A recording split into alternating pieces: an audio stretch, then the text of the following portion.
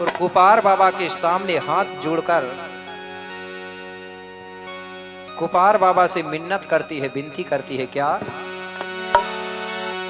कि हाथ जोड़ जंगो बोली कुपार बाबा से कि हाथ जोड़ जंगो बोली सुनो हिरवा पुत्र कुपारो और आप ढिंगा में आई हूँ आज ले करके कुछ कार्य। जंगूदाई कुपार बाबा के सामने हाथ बाजू में होके निकाल लो ना दादा, इधर होके। हाँ जय श्री। हाथ जोड़ करके जंगूदाई कहने लगी कुपार बाबा से, बोले बाबा कुपार मैं आपके पास कुछ काम लेके आई हूं। बोले क्या?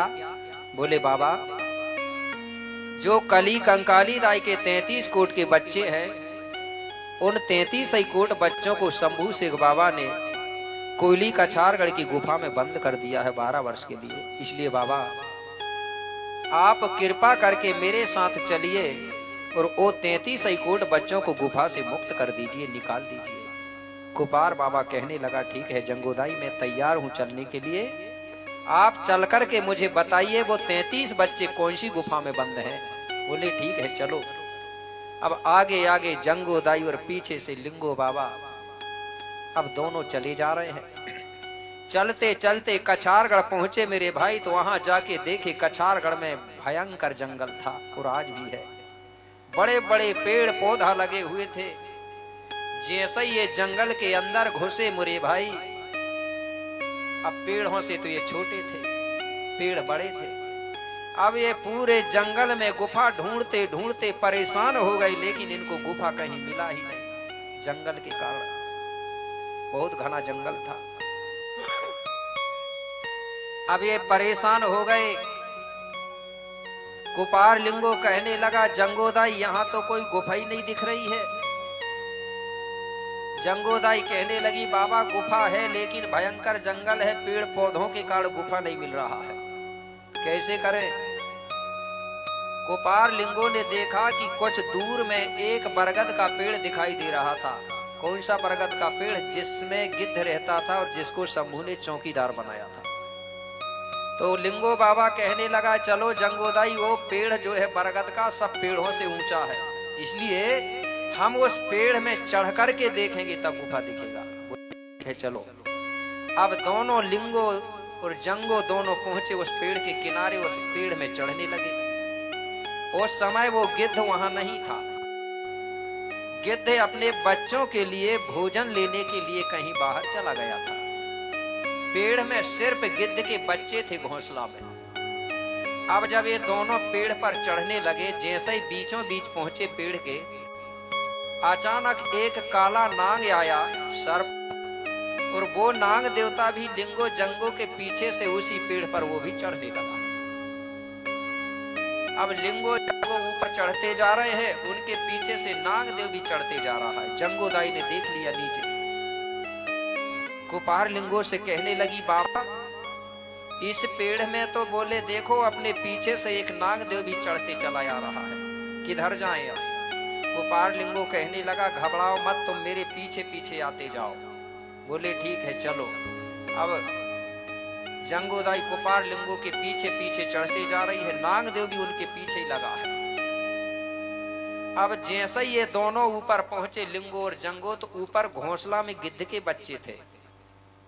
गिद्ध के बच्चों ने जैसे ही लिंगो जंगो को देखा तो दोनों बच्चे घबराने लगे। दो कोई मानवल आ रहे हैं, दो मानव शक्ति आ रही हैं, वो हमको पकड़ के ले जाएंगे, ऐसा सोच के वो गिद्ध के बच्चे घोंसला में जोर जोर से चिल्लाने लगे।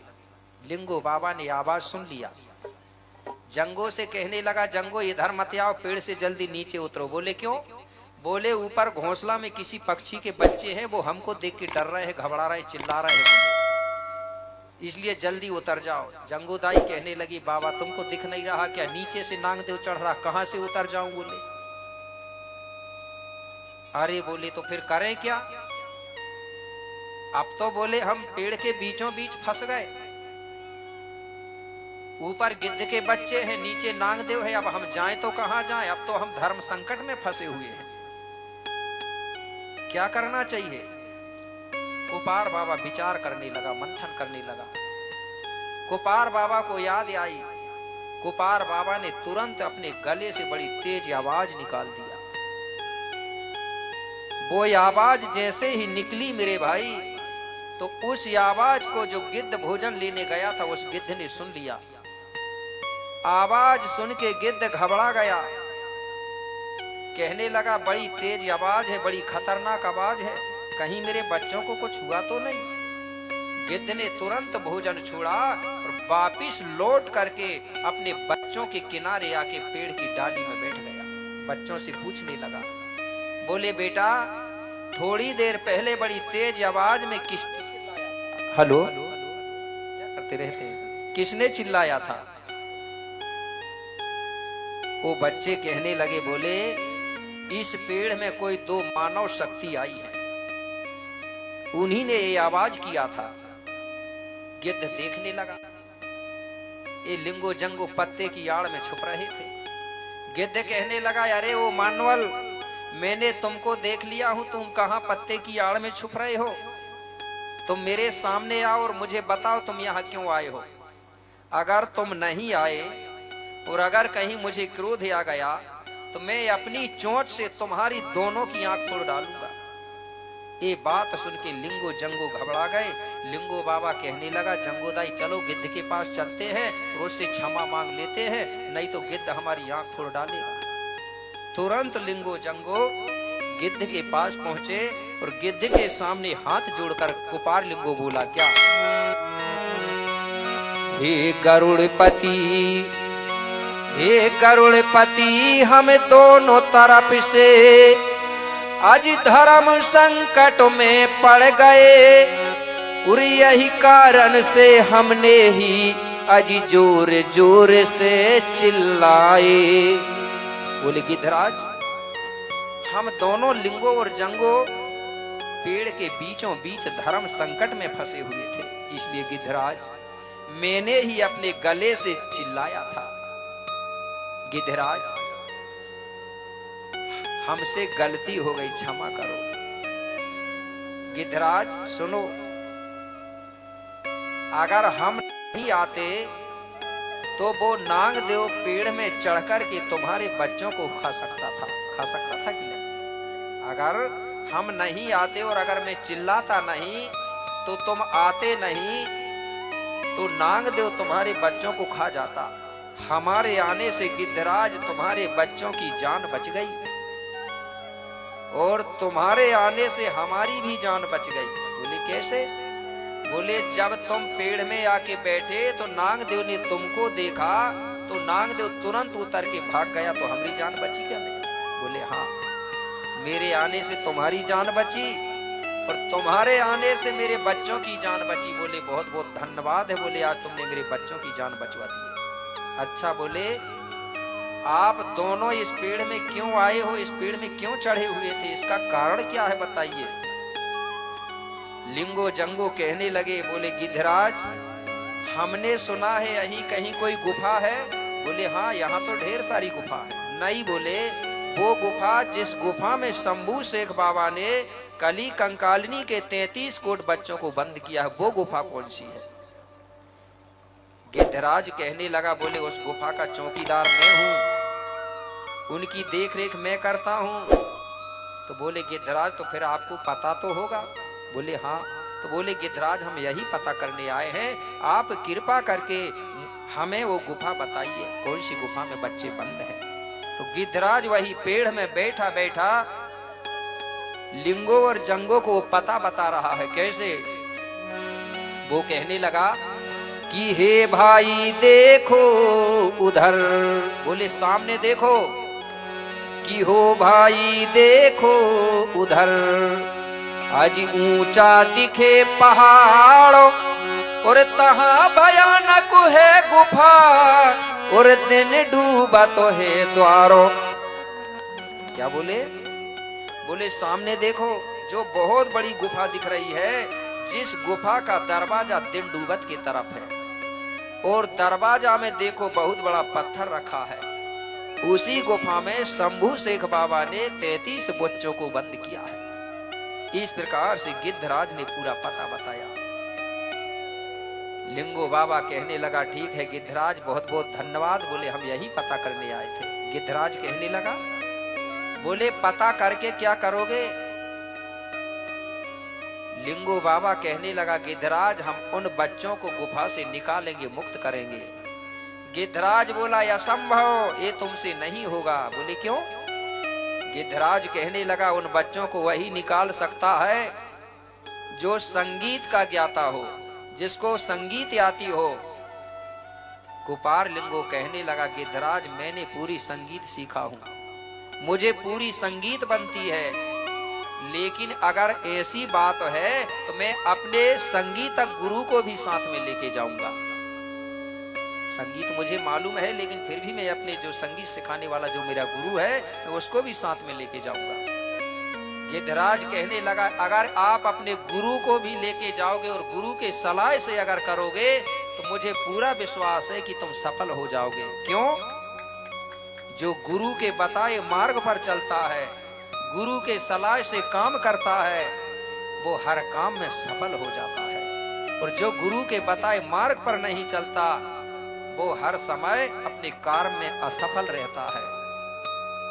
आज हमारे गोंडियन समाज की अगर बात करें तो हमारे गोंडियन समाज अगर जिस दिन गुरु के बताए मार्ग पर चलने लगेगी मेरे भाई, तो इस देश में चाहे वो गोंडवाना राज्य हो या गोंडवाना धर्म संस्कृति हो, आने में समय नहीं लगेगा।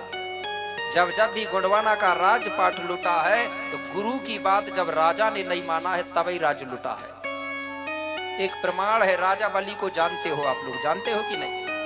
ये राजा बलि गोंड राजा था, इसका भी गोत्र मरावी था। जो उत्तर प्रदेश में जो बलिया जिला बसा है, बलिया जिला का राजा था। राजा बलि के कारण ही उस जिला को बलिया जिला बोला जाता है। अगर राजा बलि अपने गुरु की बात मान लेता तो राजा बलि का राज नहीं छीना जाता, लुटता नहीं। शुक्राचार्य गुरु ने बार बार समझाया था कि नहीं समझाया था कि महाराज ऐसा मत करो, मुझे ऐसा लग रहा है ये कोई छल कपटी है, ये छल से राज छीनना चाहता है। राजा ने नहीं माना तो राज गया, गया कि नहीं गया? तो राज चलता है राजा और गुरु का जब सलाह होता है तब। तो जो समाज गुरु के बताए मार्ग पर चलती है वो समाज संगठित होती है, और जो समाज संगठित होती है वही समाज दुनिया में राज्य करती है। आज दुनिया में देख लो, जो समाज अपनी धर्म संस्कृति को मानती है, अपने धर्म संस्कृति पर चलती है, अपने गुरु के बताए मार्ग पर चलती है, वो समाज आज भी संगठित है कि नहीं है? और गोंड लोग कभी वो धर्म में जा रहे हैं, कभी वो धर्म में जा रहे हैं, कभी वो धर्म में जा रहे हैं। जा रहे हैं कि नहीं जा रहे हैं? खुद के धर्म को छोड़कर। इसलिए मैं बोल देता हूँ, कभी कभी बोल देता हूँ कि नहीं, जब गोंडों का भाई गोंडी धर्म है तो गैर धर्म मत अपनाना, है ना? जब हमारा गोंडी धर्म है तो गैर धर्म मत अपनाना, और घर में शक्कर मिलती है तो गुड़ खाने को बाहर मत जाना। लेकिन उनको गुड़ई में मजा आ रही है, दूसरे धर्म के झंडा डंडा लेके घूम रहे हैं। तो मेरे भाई कुपार लिंगो कहने लगा, मैं अपने गुरु को लेके जाऊंगा। बोले तुम्हारे गुरु कौन है? संगीत सिखाने वाले। तो मैंने ये बात पहले बताया था, एक बार हाथ उठाएंगे, किसको मालूम है कुपार लिंगो को संगीत सिखाने वाला गुरु कौन है? जरा हाथ उठाना। एक 5% भी नहीं हो रहे हैं। हो गया ना आगे आगे पाठ, पीछे से सपाट, और गुरुजी ने पूछे तो हो गए 16 दूनी 8। हो गई कि नहीं? तो मेरे भाई जो संगीत सिखाने वाला जो गुरु था वो धन्ने गांव का रहने वाला हीरासू का पाटारी दादा था। उसने संगीत सिखाया था। तो बोले ठीक है तुम सफल हो जाओगे। तुरंत लिंगो जंगो पेड़ से नीचे उतरे और चलते चलते धन्ने गांव पहुंचे जहां हीरासू का दादा रहता था। हीरासू का दादा से कुपार लिंगो जंगो कहने लगे, दादाजी आज आपकी जरूरत पड़ गई है, और आपने ही बोला था कि कभी मेरी आवश्यकता पड़े तो मेरे पास आ जाना, हर समय साथ देने दूंगा करके बोली, इसलिए आज आपकी जरूरत पड़ गई है। तो बोले करना क्या है बेटा लिंगो? कुछ नहीं। बोले दादाजी अपनी किंगरी निकालो और हमारे साथ चलो। किंगरी जानते हैं ना, बाना भी बोलते हैं। हीरासू का दादा ने अपनी किंगरी कंधे पे लटकाया और कहने लगा ठीक है। बोले चलो, कहाँ चलना है? अब लिंगो बाबा और जंगो दाई और हीरा सूका दादा तीनों अब धन्य गांव से कहां जा रहे हैं? गुफा के तरफ। धीरे धीरे चलते चलते पहुंचे। लिंगो बाबा ने पूरा समाचार बताया बच्चों को निकालने के लिए। हीरा सूका दादा कहने लगा, बेटा हम तीनों भी मिलके अगर ये दरवाजा का पत्थर को हटाएंगे तो हटा नहीं सकते, क्योंकि ये बहुत बड़ा है। बोले कैसे निकालेंगे बच्चों को, इसलिए कोई दूसरा उपाय सोचना पड़ेगा। तो हीरा सूका दादा कहने लगा लिंगो जंगो से, बेटा तुम गुफा के दरवाजा के बाजू में खड़े हो जाओ। और बोले आप क्या करोगे दादा? बोले मैं जो पत्थर रखा है ना दरवाजा में, इस पत्थर के बाहर तरफ किनारे में बैठ के आसन लगा के बैठ के और कींगी बजाऊंगा और देवी देवताओं का गीत गाऊंगा, सुमरन करूंगा। इससे क्या होगा? बोले जब मैं गीत गाऊंगा तो मेरी आवाज गुफा के अंदर जाएगी और गुफा के अंदर जब बच्चे सुनेंगे तो गीत सुनकर के वो मन मुग्ध हो जाएंगे। गीत सुनकर के उनके शरीर में वाइब्रेशन जैसा होगा, कंपन जैसा होगा, उनके शरीर में कुछ शक्ति प्रवाहित होगी। बच्चे आवाज के लिए तड़पने लगेंगे। जैसे कि आज हम गीत गाते हैं ना, कुछ लोगों का शरीर में कंपन वाइब्रेशन पैदा होता है कि नहीं? तो फिर वो लोग नाचने लगते हैं। हम लोग कहते हैं अरे देवता आ गया। तो बोले जब मैं गाऊंगा तो वाइब्रेशन होगा, कंपन होगा, शक्ति में प्रवाहित होगी, उनके शरीर में जोश होगा, वो आवाज को लिए तड़पने लगेंगे, आवाज को ढूंढने लगेंगे और ढूंढते ढूंढते वो अपने आप इकट्ठे होकर के ये पत्थर को धक्का देंगे और पत्थर को अलग करके वो खुद अपने आप आ जाएंगे। तो बोले ठीक है दादाजी। अब लिंगो जंगो गुफा के बाजू में खड़े हो गए। हीरा सूका दादा पत्थर के बाहर तरफ आसन लगा के बैठ गया और अपनी अब कींगड़ी बजाना चालू करता है और देवी देवता का गीत गाना चालू करता, सुमरन करता है। पहले देवी देवताओं का कैसे सुमरन कर रहा है एक लाइन में बता रहा हूं। वो कहने एक बार हीरा सूका पटारी दादा की जयकारा बोलेंगे, ठीक है? बोलिए हीरा सूका दादा ना, बोलिए लिंगो जंगो ना। आओ रे आओ ओ मोरे देवता गोंडेवाना की दे। आओ रे आओ ओ देवी देवता गोंडेवाना की दे।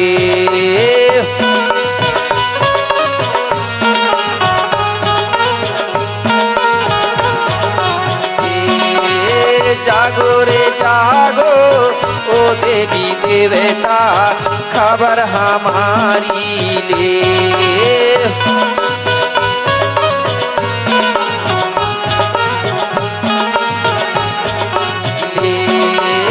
जागो रे जागो ओ देवी देवता खबर हमारी ले।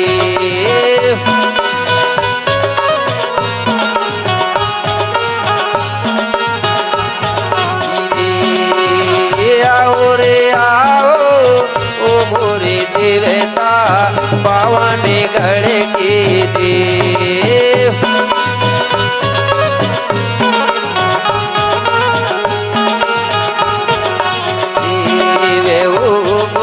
देवता पावन गढ़ के देव, ओ मोरे देवता पावन गढ़ के देव, ओ मोरे देवता पावन गढ़ के देव। मतलब सबसे पहले हीरा सूका दादा ने देवी देवताओं का सुमरन किया। इसके बाद में फिर हीरा सूका दादा और गीत गाता है। एक ही गीत नहीं गाया। बताया जाता है कि हीरा सूका दादा ने वहां 36 प्रकार से गीत गाया। तो उनमें से एक गीत में आपको बता रहा हूं जो मुख्य गीत है, जो आज भी हमारे समाज में वो गीत गाया जाता है। लेकिन वो हर समय नहीं गाया जाता, समय समय पे गाया जाता है। और किस समय गाया जाता है? जिसको आज हम हिंदी में महाशिवरात्रि बोलने लगे कि नहीं? गोंडी में बोलते थे शंभू नरका, हिंदी में बोल रहे हैं शिवरात्रि, 14वीं बोलते हैं लोग, ठीक है ना? उस समय ये गीत गाया जाता है। इस गीत को बोलते हैं देवगीत। बोलते हैं कि नहीं? देवगीत बोलने लगे हिंदी में। हमारे जो देवी देवता होते हैं उनको नहलाने सपराने ले जाते हैं कि नहीं ले जाते? उस समय एक गीत गाया जाता, या आप पचमढ़ी जाते होंगे महादेव जब गाते होंगे, गाते हैं कि नहीं गाते? लेकिन अब उसको बदल दिया गया, पहले कैसे गाते थे वो बता रहा हूँ। उस गीत को गाने से हमारे बूढ़ा देव बूढ़ी दाइयां सवार होती है कि नहीं? देवी देवता आते हैं शरीर में। तो वो गीत किसके नाम से गाया गया था? सल्ला और गांगरा के नाम से गाया गया था। सल्ला यानी होता है दाऊ शक्ति और गांगरा यानी होती है दाई शक्ति, दाऊ दाई के नाम से, माता पिता के नाम से। और कली कंकाली दाई का नाम भी जुड़ता है गीत में, और इस गीत में बूढ़ा देव का नाम भी जुड़ता है। तो हम बाबा शंभू को बूढ़ा देव के रूप में मानते हैं, ठीक है ना? किस रूप में मानते हैं? बूढ़ा देव के रूप में। क्यों? सबसे पहले बाबा शंभू राजा था। राजा के बाद में जब उसकी मृत्यु हुई तो गोंड लोगों ने उसको क्या बनाया? गोंड लोग जब हमारे पूर्वजों की मृत्यु होती है तो उसको क्या बनाते हैं? बूढ़ा देव बनाते हैं कि नहीं बनाते? देव खलियान में मिलाते हैं, देव में मिलाते हैं। तो पूरे गोंडवाना के लोगों ने उसको क्या बना दिया? बूढ़ा देव। तो उस गीत में बूढ़ा देव का नाम भी जुड़ता है। तो ये तीनों को मिला के गीत गाते थे लोग। कैसे? वो गीत बता रहा हूं, जिस गीत को गाने से देखेंगे आपकी देवता आ जाते हैं। कैसे? एक बार बूढ़ा देव की जयकारा बोलिए, बूढ़ा देव ना। सल्ले गांघेरा रे दाई मोरी काली कंकाली रे, ओ दाई मोरी काली कंकाली रे, तो हे सुमरो मोरी बाबा बूढ़ा रे देव।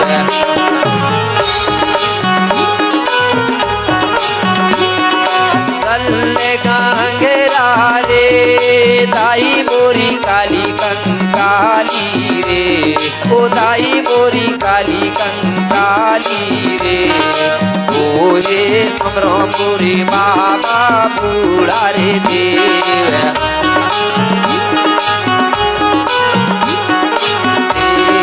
तो हे सुमरो मोरी बाबा बूढ़ा रे देव।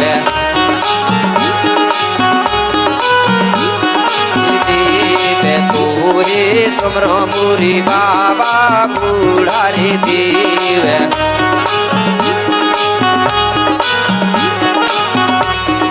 सल्ले गांघेरा रे दाई मोरी काली कंकाली रे, ओ दाई मोरी काली कंकाली रे, तो हे सुमरो मोरी बाबा बूढ़ा रे देव।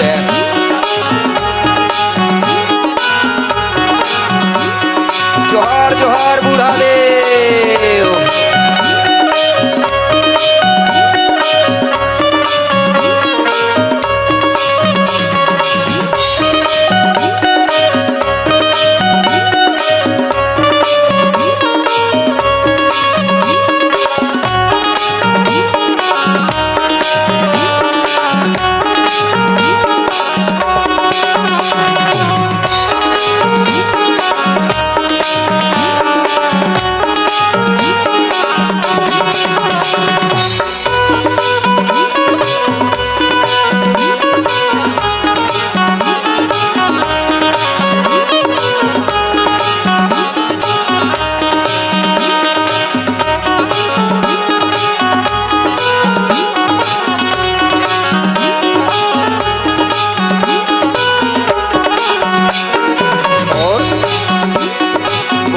बाबा ठीला रे मुठुआ,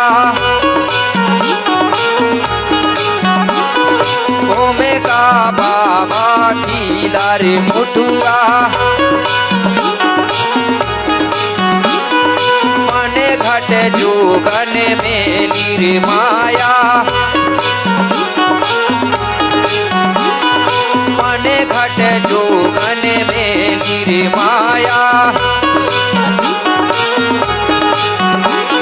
सोमेरु काले कारे दाई मोरी काली कंकाली रे, ओ दाई मोरी काली कंकाली रे, ओ हे सुमरो मोरी बाबा बूढ़ा रे देव।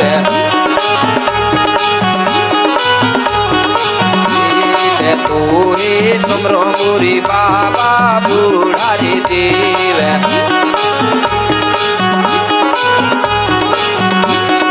हर हर भोले।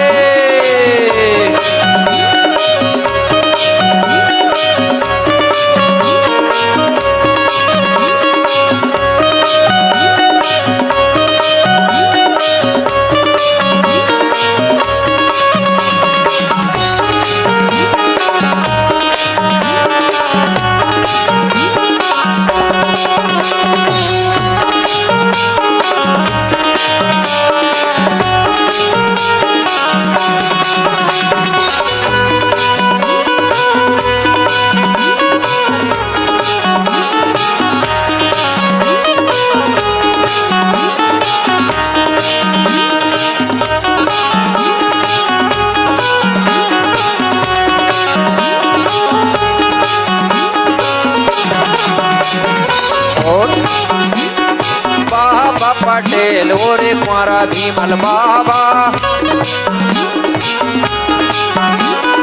बाबा पटेल ओरे कुंवरा भीमल बाबा, हसे मासोरे ओरे हरे दूलाला, हसे मासोरे ओरे हरे दूलाला।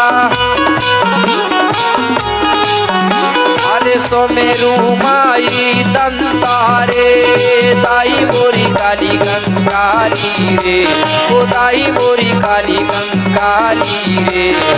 ओहे सुमरो मोरी बाबा बुढ़ारी देव। तोहे सुमरो मोरी बाबा बुढ़ारी देव।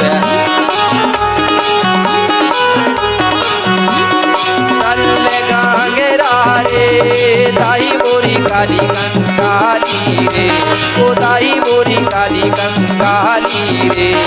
तोहे सुमरो मोरी बाबा बुढ़ारी देव। हर हर भोले।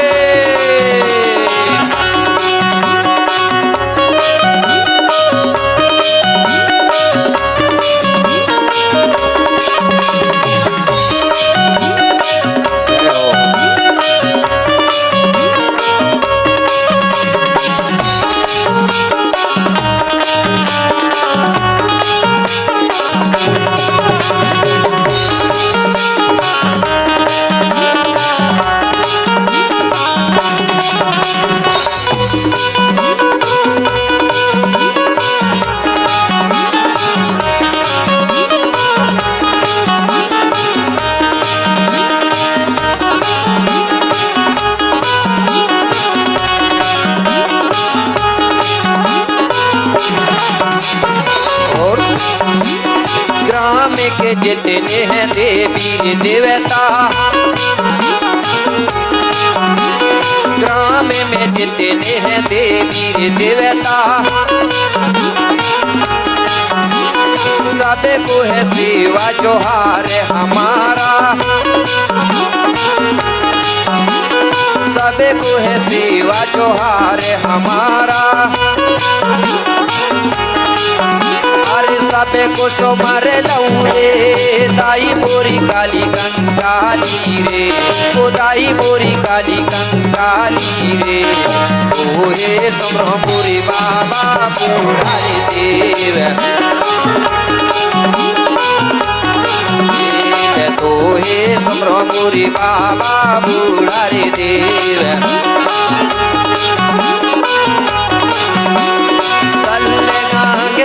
रे दाई मोरी काली कंकाली रे, ओ दाई मोरी काली कंकाली रे। तोहे सुमरो मोरी बाबा बुढ़ारी देव। जोहार जोहार बुढ़ा देव।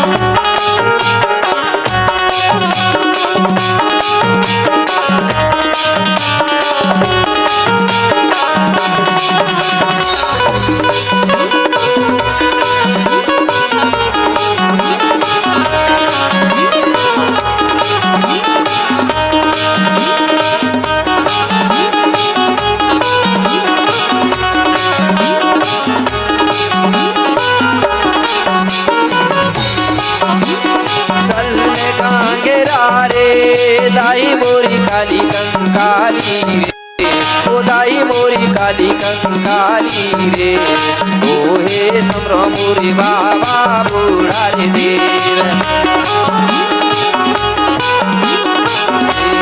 ओ हे समरो मोरी बाबा बूढ़ा रे देव,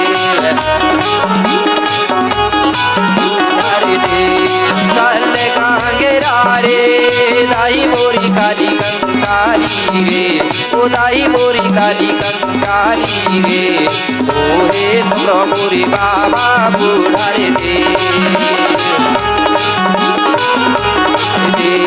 ओ हे समरो मोरी बाबा बूढ़ा रे देव, ओ हे समरो मोरी बाबा बूढ़ा रे देव, ओ हे समरो मोरी बाबा बूढ़ा रे देव। बोलिए शंभू शेख बाबा की। हाँ, जितने भी जो देवी देवता आए हैं उनको हल्दी चावल से सम्मान करते जाएंगे और देवी देवताओं से भी निवेदन है स्थान ग्रहण करते जाएंगे, क्योंकि शांतिमय होगा तब मैं अपनी गाथा को आगे बढ़ाऊंगा। तो सभी देवी देवताओं से निवेदन है हल्दी चावल से अपना सम्मान कराएं और अपना स्थान को ग्रहण करें। बहुत बहुत धन्यवाद। और अपनी अपनी जगह पे शांति बना के बैठते जाएं।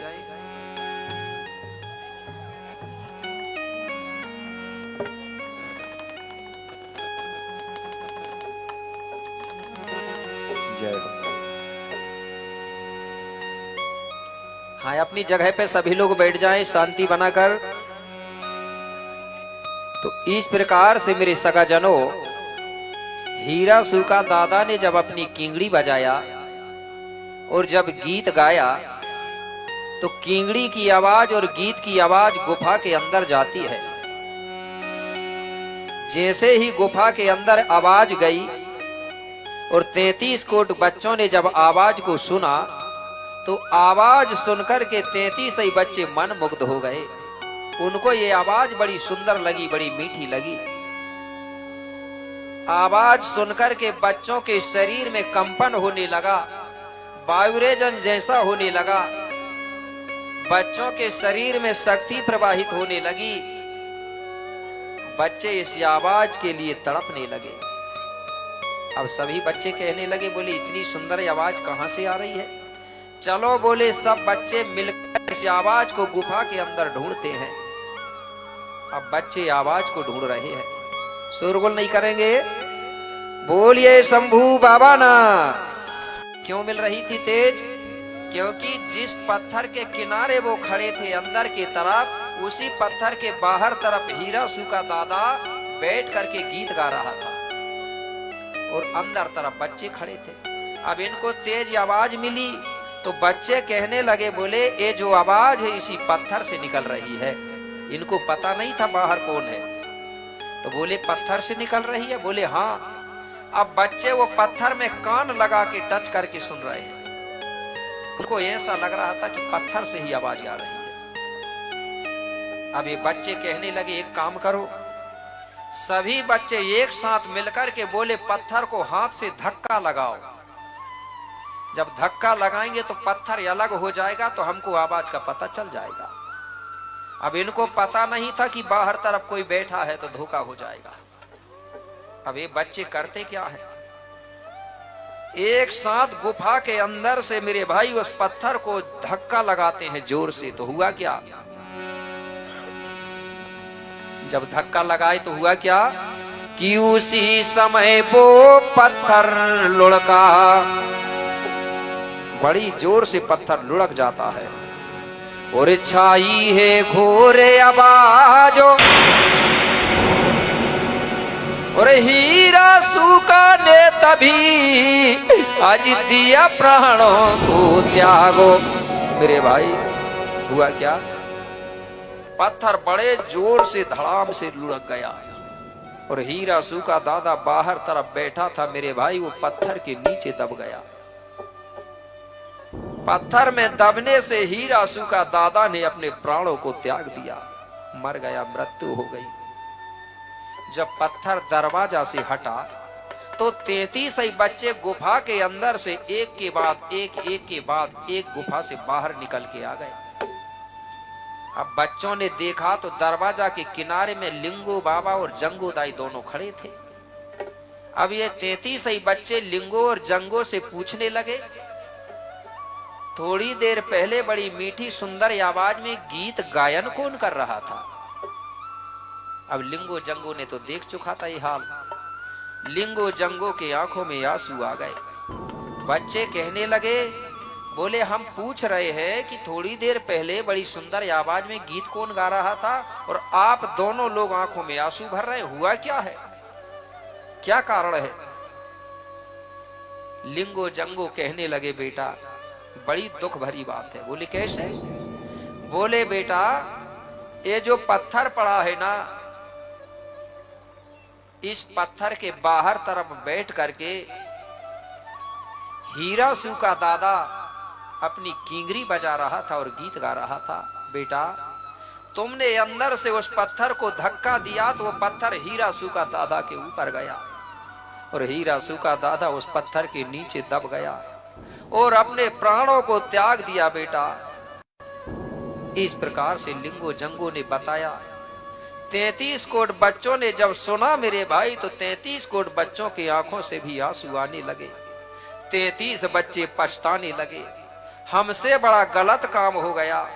जिसने हमको गुफा से गीत गा के निकाला वही हमारे हाथों से मर गया, हमसे बड़ा अनर्थ काम हो गया।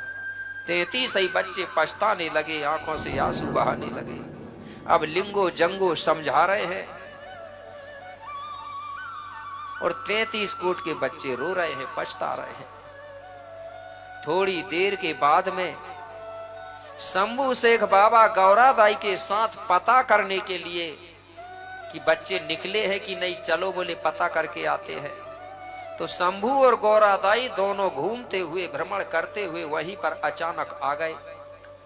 अब यहाँ आके देखे तो 33 बच्चों की आंखों से आंसू बह रहे हैं और लिंगो जंगो समझा रहे हैं। शंभू बाबा ने सोचा कि हो क्या गया है, पूछने लगे। बोले कुपार लिंगो क्या हुआ है जो कि तुम बच्चों को समझा रहे हैं और बच्चे रो रहे हैं? लिंगो बाबा ने पूरा समाचार बताया। शंभू बाबा सुनकर के शंभू बाबा को भी बड़ा दुख हुआ, लेकिन अब करें तो क्या करें, जो होना था हो गया, होनी को कोई टाल नहीं सकता। अब शंभू बाबा 33 कोट बच्चों को समझा रहे हैं। क्या समझा रहे हैं? बोले बेटा अब रोना बंद करो, क्योंकि जो होनहार होती है उसको कोई टाल नहीं सकता है। कि अब मन में धीरज धरो, बेटा कलिया के लाल, कि अब मन में धीरज धरो, आज सुनो कलिया के लालो, और होनहार हो कर रहे आज कोई सके नहीं टालो। बोले बेटा जो होनी थी हो गई, इसलिए अब रोना गाना से काम नहीं चलेगा। इस प्रकार शंभू बाबा ने 33 कोट बच्चों को कई प्रकार से समझाया, तब बच्चे रोना गाना बंद करते हैं। जब रोना गाना बंद किए, इसके बाद शंभू बाबा लिंगो बाबा और जंगो से कहने लगा, बेटा लिंगो जंगो सुनो, ये जो 33 ही बच्चे हैं ये 12 वर्ष हो गए, देखो इनके बाल नहीं कटे हैं, कितने लंबे बाल हो चुके हैं। तो ये बच्चों के बड़े बड़े लंबे बाल हो चुके थे, लंबे लंबे नाखून हो चुके थे, और 12 साल तक इन्होंने नहाया नहीं था, स्नान नहीं किया था। इसलिए बेटा 33 ही बच्चों को लेके आप जाओ कोई नदिया, और सबसे पहले इनके बालों की कटिंग करो, इनके नाखून काटो और इनको बढ़िया नहलाओ, स्नान कराओ, और बढ़िया अच्छे अच्छे कपड़े अच्छे अच्छे रंग से इनके सजाओ। इसके बाद 33 ही बच्चों को गोंडी धर्म की दीक्षा दो, गोंडी संस्कृति के बारे में दीक्षा दो, इनको पढ़ाओ लिखाओ। तो कुपार लिंगो कहने लगे, बाबा आपकी आज्ञा का पालन होगा। तुरंत 33 कोट बच्चों को लिंगो जंगो ने लेके कहां गए? नदी लेके गए, जिस नदी को आज सोन नदी कहा जाता है। देखे है ना सोन नदी, वही सोन नदी ले गया। 33 कोट बच्चों को स्नान कराए। स्नान कराने के बाद लिंगो और जंगो ने 33 बच्चों को लेके कहां पहुंचे? एक सेमर पेड़ के नीचे पढ़ाने के लिए। क्यों? उस समय कॉलेज नहीं थे, स्कूल नहीं थे, बिल्डिंग नहीं थी मेरे भाई। हमारे जो गुरु लोग थे वो जब पढ़ाते थे तो सेमर के पेड़ के नीचे पढ़ाया जाता था। उसे बोलते थे हम गोंडी में जो पढ़ाने का जो स्थान होता था, शिक्षा का जो केंद्र होता था, उसे बोलते थे गोंडी भाषा में गोठुल। क्या बोलते थे? गोठुल। उसी गोठुल का परिवर्तन करके दूसरे लोगों ने बना लिया गुरुकुल। गुरुकुल कहां से सीखा है लोगों ने? गोठुल से सीखा, ठीक है ना। तो गोठुल का मतलब होता है शिक्षा केंद्र। तो बिल्डिंगें नहीं थी, इसलिए पेड़ के नीचे हमारे भूमिका लोग, गुरु लोग पढ़ाते थे, वो भी सेमर पेड़ के नीचे। सेमर पेड़ हमारे लिए शुभ पेड़ माना जाता है। पहले के समय में हर गोंडों के घर में सेमर के पेड़ हुआ करते थे। तो कुपार लिंगो बाबा सबसे पहले वो 33 बच्चों को व्यवस्था बनाकर पंक्ति बना के बिठालता है। तो कैसे बिठाला? वहां 2 प्रकार के बच्चे थे। 5 बच्चे थे बेवा महिलाओं के और 28 बच्चे थे कालंकित महिलाओं के। तो जो बेवा महिलाओं के बच्चे हैं उनको बोलते हैं अलाम बच्चे, और जो कालंकित महिलाओं के बच्चे थे उनको बोलते थे कलाम बच्चे। ठीक है, अलाम बच्चे और कलाम बच्चे। तो इनको ये अलग अलग किया। तो 5 बच्चे कुपार लिंगों ने अलग निकाल लिया अलाम बच्चों को। कितने थे बच्चे? 5। 5 बच्चों को सेमर के पेड़ के बाजू में बिठाल दिया। अब बचे कितने? 28। 28 बच्चों को कुपार लिंगों ने 7 लाइन बना के बिठाला, 7 पंक्ति में बिठाला 28 बच्चों को। कैसे बिठाला? पहले लाइन में 1 बच्चे को बिठाला कुपार लिंगों ने, ठीक है, और दूसरे लाइन में 2 बच्चों को बिठाला। कैसे बिठाला? ये झंडा के आधार पे आप लोग समझेंगे। जो 2 भागों में बटा है कि नहीं झंडा, तो जो आधा भाग है सफेद तरफ दिख रहा, सफेद जो इस तरफ कुपार लिंगों ने 5 बच्चों को बिठाला था, और जो 28 बच्चे बचे उनको पंक्ति बना के बिठाला था 7 पंक्ति में। तो पहले पंक्ति में कुपार लिंगों ने 1 बच्चे को बिठाला, इसलिए पहले पट्टी में आपको एक तीर का निशान दिख रहा होगा, दिख रहा है ना, मतलब 1 बच्चा बैठा है। दूसरे लाइन में 2 बच्चे हैं, मतलब 2 निशान बने हैं कि नहीं, और तीसरे लाइन में 3 बच्चों को बिठाला, और चौथे लाइन में 4 बच्चों को बिठाला, और 5वें में 5 बच्चे बिठाला, और 7वें में 7 बच्चे बिठाला। इस प्रकार से 28 बच्चों की 7 पंक्ति बना के कुपार लिंगों ने बिठाल दिया। तो तीर के निशान अगर गिनोगे तो कितने हैं तीर के निशान? 28 है। और बाजू में कितने बच्चे बैठे हैं? 5। अब वो कितने हो गए? 28 और 5 हो गए ना 33। ऐसे कुपार लिंगों ने सेमर पेड़ के नीचे 33 बच्चों को बिठाल दिया। अब 33 बच्चों को अलग अलग रंग से सजाता है। पहले ड्रेस तो बनाना पड़ेगा ना, स्कूल में बच्चे जाते हैं। कैसी ड्रेस बनवाया? जो 5 बच्चे हैं उन 5 ही बच्चों को कुपार लिंगों ने सफेद रंग से सजाया। 5 जो बच्चे हैं ना बेबा महिलाओं के, उनको 5 को सफेद रंग से सजाया गया। इसके बाद जो लाइन में बैठे उन बच्चों को सजाता है। तो पहले लाइन में जो 1 बच्चा है उस बच्चे को आकाशी रंग से सजाया गया, इसलिए ऊपर की जो पट्टी कौन से रंग की है? आकाशी। दूसरे नंबर में 2 बच्चे बैठे हैं, दोनों बच्चों को सिंदूर रंग से सजाया गया, इसलिए दूसरे नंबर की पट्टी है सिंदूर कलर की, है कि नहीं है? अब तीसरे नंबर में कितने बच्चे बैठे हैं? 3। तीनों बच्चों को सजाया गया जामुनी रंग से, इसलिए तीसरा नंबर की पट्टी है जामुन रंग की, है कि नहीं है? चौथे नंबर में 4 बच्चे बैठे हैं, चारों को फिर कौन से रंग से सजाया गया? लाल रंग से, इसलिए चौथा नंबर की पट्टी का रंग है लाल। इसके बाद में 5वें नंबर में 5 बच्चे हैं, 5 बच्चों को कौन से रंग से सजाया? ये रंग दिख रहा है तोता कलर, मिट्टू कलर से। 6वें लाइन में 6 बच्चे थे, उनको कौन से रंग से सजाया? हरा रंग से, इसलिए पट्टी है हरे रंग की। 7वें नंबर में 7 बच्चे हैं, वो 7 को कौन से रंग से सजाया गया? पीला रंग से, इसलिए पीला रंग की पट्टी है। इस प्रकार से सभी बच्चों को सजा दिया। अब सजाने के बाद कुपार लिंगो 33 कोट बच्चों को पुनेम की दीक्षा दे रहा है। पुनेम के बारे में बता रहा। क्या बता रहा है? बोले बेटा हमको पुनेम पर चलना है। बोले गुरुजी ये पुनेम क्या है? बोले बेटा हमारा जो जीवन जीने का जो रास्ता होता है वो है हमारा पुनेम। पू का मतलब होता है सत्य और नेम का मतलब होता है मार्ग या रास्ता, इसलिए हमको सत्य मार्ग पर चलना है। ठीक है। अब सत्य और असत्य क्या है? बोले बेटा सत्य और असत्य को जानने के लिए हमारे अंदर विवेक और तर्क होना चाहिए। हम प्रकृति के जीव जंतु पशु पक्षियों को देख के, पेड़ पौधों को देख करके हम सत्य को जान सकते हैं। प्रकृति से ही हमको ज्ञान मिलता है। कैसे? बोले देखो बेटा जंगल में जो पशु पक्षी रहते हैं, बगुला को देखना, बगुला बगला के साथ समूह में रहता है। रहता है कि नहीं रहता? कौवा का झुंड कौवा के साथ रहता है कि नहीं रहता? मुर्गी का झुंड मुर्गी के साथ रहता है, बकरी का झुंड बकरी के साथ, भैंस का झुंड भैंस के साथ। तुम कितना ही मिला दो मुर्गी और बकरी और भैंस और गायों को, आखिरी में थोड़ी देर में देखोगे तो उनका झुंड अपने आप अलग अलग हो जाता है कि नहीं जाता?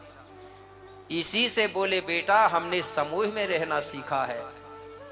और जो अपना समूह छोड़ करके, अगर कौवा अपना कौवा का समूह छोड़ के बगुला के समूह में जाएगा तो बगला उसको खा जाएगा, मतलब परेशान करेगा कि नहीं करेगा? तो बोले हमको अपने अपने समूह में रहना चाहिए। और यहाँ देखा जा रहा है कि हमारे लोग खुद का समूह छोड़ के दूसरे के समूह में घुस जाते हैं। इससे अच्छे तो वे जानवर पशु पक्षी जो जान रहे हैं कि नहीं हमको हमारे समूह में रहना चाहिए। और बोले बेटा देखो ये प्रकृति का नियम है दाएं से बाएं तरफ चलना, इसलिए कोई भी काम करोगे तो अब दाएं से बाएं परिक्रमा करना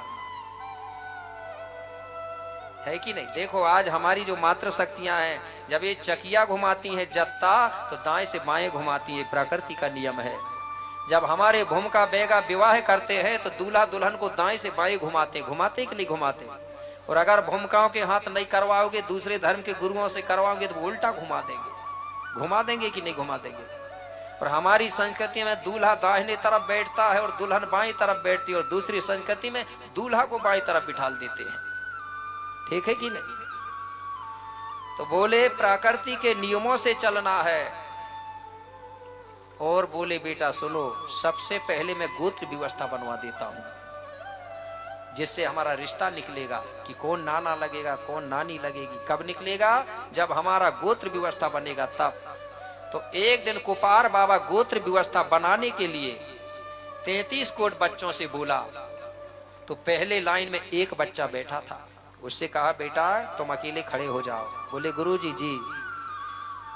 बोले ये जो सेमर का पेड़ लगा है, इस पेड़ में से आपको एक पत्ते वाली डंठल तोड़ के लाना, गुच्छा सेमर का। बोले गुरुजी ठीक है। और 100 गोत्र की सूची बनाकर मेरे पास जमा करना है।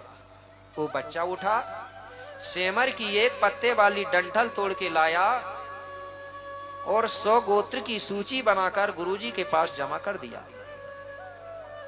इसके बाद गुरुजी दूसरे लाइन में जो बच्चे बैठे थे, कितने बच्चे? 2, उनसे बोला अब दोनों खड़े हो जाओ। दोनों बच्चे उठे, दोनों बच्चों से कहने लगे दोनों मिलकर के सेमर की 2 पत्ते वाली गुच्छा तोड़ के लाओ डंठल, और दोनों मिलकर के 100 गोत्र बनाओ और मेरे पास जमा करो। वो दोनों बच्चे गए, सेमर की 2 पत्ते वाली डंठल तोड़ के लाए और 100 गोत्र की सूची बनाए और गुरुजी के पास जमा कर दिए। इसके बाद गुरुजी तीसरी पंक्ति में 3 बच्चे बैठे थे, उनसे बोला बेटा तीनों खड़े हो जाओ। तीनों खड़े हुए। बोले तीनों मिलके सेमर की 3 पत्ते वाली डंठल तोड़ के लाओ और तीनों मिलकर के 100 गोत्र की सूची बनाओ। तीनों बच्चे गए, सेमर की 3 पत्ते वाली डंठल तोड़ के लाए और 100 गोत्र की सूची बनाकर गुरु के पास जमा कर दिए। इसके बाद गुरुजी चौथे लाइन में जो 4 बच्चे बैठे थे, उनसे बोला बेटा चारों खड़े हो जाओ, और चारों मिलकर के सेमर की 4 पत्ते वाली डंठल तोड़ के लाओ और चारों मिलकर के 100 गोत्र की सूची बनाओ। ये बच्चे गए, 4 पत्ते वाली डंठल लाए, 100 गोत्र बनाए, जमा कर दिए। इसके बाद गुरुजी 5वें पंक्ति के बच्चों से बोले बेटा पांचों खड़े हो जाओ। पांचों मिलकर के सेमर की 5 पत्ते वाली डंठल तोड़ के लाओ और पांचों मिलकर 100 गोत्र बनाओ। ये बच्चे उठे और 5 पत्ते लाए और 100 गोत्र बनाकर गुरु के पास जमा कर दिए। इसके बाद गुरुजी छठवें पंक्ति के बच्चों से बोले, बेटा 6 बच्चे खड़े हो जाओ, 6 मिलकर सेमर की 6 पत्ते वाली डंठल तोड़ के लाओ और 100 गोत्र की सूची बनाओ और मेरे पास जमा करो। 6 बच्चे खड़े भये, सेमर की 6 पत्ते वाली डंठल तोड़ के लाए और 100 गोत्र की सूची बनाकर गुरु के पास जमा किए। इसके बाद गुरुजी 7वें पंक्ति के बच्चों से बोला, बेटा 7 खड़े हो जाओ और 7 मिलकर के सेमर की 7 पत्ते वाली डंठल तोड़ के लाओ और 7 मिलकर के 100 गोत्र की सूची बनाओ और मेरे पास जमा करो। ये 7 बच्चे गए, 7 पत्ते वाली डंठल तोड़ के लाए और 100 गोत्र की सूची बनाकर गुरुजी के पास जमा कर दिए। इस प्रकार से पहले पंक्ति से लेके 7वें पंक्ति के बच्चों ने 100 गोत्र बनाया और 1 पत्ते की डंठल से लेके 7 पत्ते तक का डंठल लाया। तो हर पंक्ति के बच्चों ने 100 गोत्र बनाया। तो 7 पंक्ति के बच्चों ने कितने गोत्र बना दिए? कितने गोत्र हो गए? हर पंक्ति के 100 बनाते थे तो 7 लाइन थी, तो 7 लाइन के बच्चों ने 700 गोत्र बना दिए। 700 गोत्र आया और जमा कर दिया। इसके बाद गुरुजी चौथे नंबर के बच्चे से बोला, बेटा अब तुम अकेले खड़े हो जाओ और सेमर की 11 पत्ते वाली डंठल तोड़ के लाओ और आप अकेले 10 गोत्र बनाओ। बच्चा उठा, 11 पत्ते वाली डंठल लाया, 10 गोत्र बनाकर जमा कर दिया। इसके बाद गुरुजी आखिरी बच्चे से बोला, बेटा अब तुम खड़े हो जाओ और सेमर की 12 पत्ते वाली डंठल तोड़ के लाओ और आप भी 10 गोत्र बनाओ। तो बच्चा उठा और 12 पत्ते वाली डंठल तोड़ के लाया और 10 गोत्र बनाकर गुरुजी के पास जमा कर दिया। इस प्रकार से ये 5 बच्चों ने 9 पत्ते वाली डंठल से लेके 8 पत्ते वाली डंठल से लेके 12 पत्ते तक का डंठल लाए और हर बच्चों ने 10-10 गोत्र बनाए। तो ये 5 बच्चों ने कितने बना दिए? 50। और पहले गोत्र कितने बने थे? 700। अब 700 में 50 जोड़ देंगे तो कितने गोत्र हो गए टोटल? 750। अब ये 750 गोत्र गुरु ने क्यों बनवाया?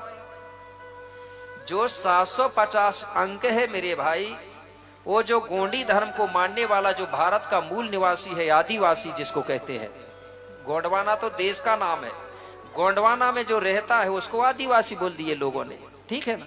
आदिवासी मतलब आदि काल से रहने वाले। तो आदिवासी में गोंड है, भील है, गोरखू है, ये सब लोग आते हैं, भली आप लोग न मानो, ठीक है ना। ये सब आदिवासी में आते हैं कि नहीं आते? आदिवासी का मतलब होता है आदि काल से रहने वाले ये गोंडवाना धरती में। अब गोंड इसलिए बोल दिए क्योंकि ये देश का नाम गोंडवाना है, इसलिए उनको गोंड कह दिए, गोंडवाना वाले, ठीक है। तो यहाँ रहने वाले जो लोग हैं, जो गोंडी धर्म को मानने वाले हैं, उनके लिए जो अंक है वो शुभ है। कैसे शुभ है? ये 750 में प्रकृति समाई हुई है, इसलिए ये अंक शुभ माना जाता है। जैसे कुछ धर्मों में देखा होगा, कुछ धर्मों में का अंक होता है श्री श्री 1008, होता है कि नहीं होता? जो हिंदू धर्म ब्राह्मणी धर्म को मानता उनके लिए है वो, ठीक है ना, आदिवासियों के लिए नहीं है वो। कुछ धर्म में होता है 786, होता है कि नहीं होता? ये मुस्लिम धर्म का अंक है। और गोंडी धर्म वाले लोगों आदिवासियों के लिए है 750। अब हमारे लोग ये नहीं जानते तो कभी कभी दूसरे की नकल करके कभी गमछा डाल लेते हैं, श्री श्री 1008, मतलब क्या है पता ही नहीं। तो अपने अपने धर्म के लिए अपना अपना अंक अच्छा है। जिसका अंक श्री श्री 1008 उसको वही अंक डालना चाहिए, जिसके लिए 750 वो उसी अंक को मानेगा सब। लेकिन हमको कौन सा अंक मानना चाहिए? हमारे लिए है 750। 750 क्यों शुभ है? जब हम 750 लिखेंगे तो सबसे पहले आएगा 7, आएगा कि नहीं? उसके बाद में आएगा 5, उसके बाद में आएगा 0, आएगा कि नहीं आएगा? 7 5 0।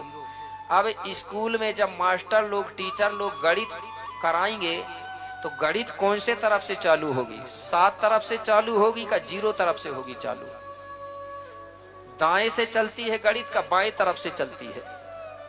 दाएं से चलती ना। तो क्या है सबसे पहले? 0।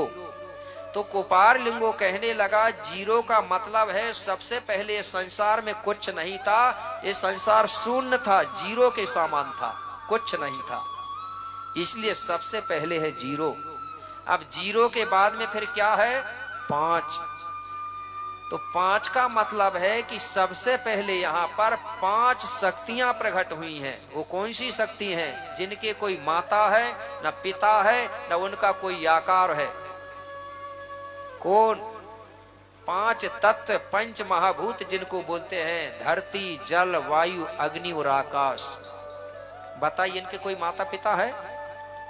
इनका जन्म होता है, मरण होता है? यही शक्ति है निराकार शक्ति, इनसे बड़ी शक्ति कोई नहीं है। ये 5 शक्ति प्रकट होती है। तो बोले सबसे पहले यहाँ पर 5 शक्तियां प्रकट हुई। जब 5 शक्ति प्रकट हुई तो पांचों से मिलकर के ये संसार बन गया, ये दुनिया बन गई। बनी का नहीं बनी? किससे बनी? 5 तत्वों से संसार बना है। तो बोले बेटा, जब 5 तत्वों से संसार बन गया, उसके बाद में 5 के बाद में फिर क्या है? 5 के बाद में फिर 7 है कि नहीं? जब 5 तत्वों से संसार बना, उसके बाद में जो 7 है, 7 का मतलब है कि यहाँ पर सबसे पहले 7 दिन बनाए गए। कितने दिन बनाए गए? 7। तो दिन कितने हैं? 7 ही है कि 8 है? 7 दिन है कि नहीं? तो 7 में 7 दिन समाहित हैं और 5 में 5 देवता समाहित हैं। अब बोले बेटा, ये अंकों को जोड़ना है। 7 धन 5 लिखेंगे तो कितना होगा बराबर? 7 और 5 12। और फिर धन लगाएंगे तो जीरो लगाएंगे, फिर कितना होगा? 12 ही होगा, क्योंकि जीरो थोड़ी बढ़ेगा। तो जब पूरे को टोटल करेंगे तो हो गया 12। तो 12 का मतलब है बेटा, 7 दिन के बाद में फिर यहाँ महीना बनाए गए 12, है कि नहीं? 12 महीना बढ़ भी जाएगा तो नाम वही होगा, ठीक है? बढ़ जाता महीना लेकिन नाम वही रहता, अलग से नाम नहीं रहता, ठीक है? तो 12 महीना भी इस अंक में समाहित हैं, 7 दिन भी समाहित हैं और 5 तत्व भी समाहित हैं, मतलब 5 देवता, है कि नहीं? इसलिए ये अंक हमारे लिए शुभ माना जाता है। इसलिए अपने घर के दरवाजा के ऊपर हमको लिखना चाहिए 750। लिखना चाहिए कि नहीं लिखना चाहिए? अब तुम लोग जानते नहीं और लिख लाए हैं क्या? कई ने लिख लाए हैं ओम नमः शिवाय, ठीक है? वो संस्कृत भाषा, भाई तुम्हारी पहचान थोड़ी होगी उससे। तो जिसके घर के दरवाजा में 750 वहां प्राकृतिक फड़ापेन का आशीर्वाद होता है और उसके घर में 7.5 शनि ग्रह का प्रवेश नहीं होता है। सुनने अकेले से नहीं, लिखना भी पड़ेगा, ठीक है? तो अपने अपने घर में दरवाजा के ऊपर हल्दी और तेल से भी लिख सकते हैं, ठीक है ना? क्या लिख लोगे? 750। फिर समझ जाओ तुम्हारे घर में शनि ग्रह आएगा ना, 7.5 आएगी। सिर्फ निडरता हो जाना, विश्वास करके, ठीक है?